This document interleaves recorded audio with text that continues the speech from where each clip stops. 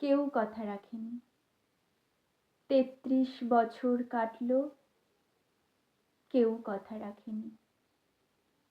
ছেলেবেলায় এক বোষ্টমী তার আগমনী গান হঠাৎ থামিয়ে বলেছিল, শুক্লা দ্বাদশীর দিন অন্তরাটুকু শুনিয়ে যাবে। তারপর কত চন্দ্রভুক অমাবস্যা চলে গেল, কিন্তু সেই বোষ্টমী আর এলো না। 25 বছর প্রতীক্ষায় আছি। মামা বাড়ির মাঝি নাদের আলী বলেছিল, বড় হও দাদা ঠাকুর, তোমাকে আমি 3 প্রহরের বিল লেখাতে নিয়ে যাব, যেখানে পদ্ম ফুলের মাথায় সাপ আর ভ্রমর খেলা করে।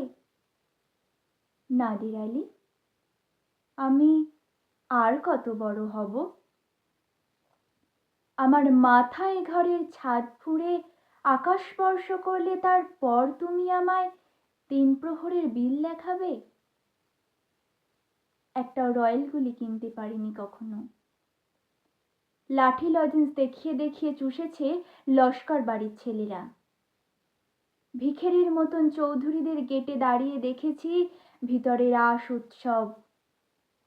অবিরল রঙের ধারার মধ্যে সুবর্ণ কঙ্কন পরা ফর্সা রমণীরা কত রকম আমোদে হেসেছে।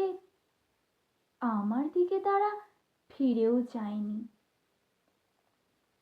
বাবা আমার কাঁধ ছুঁয়ে বলেছিলেন, দেখিস একদিন আমরাও।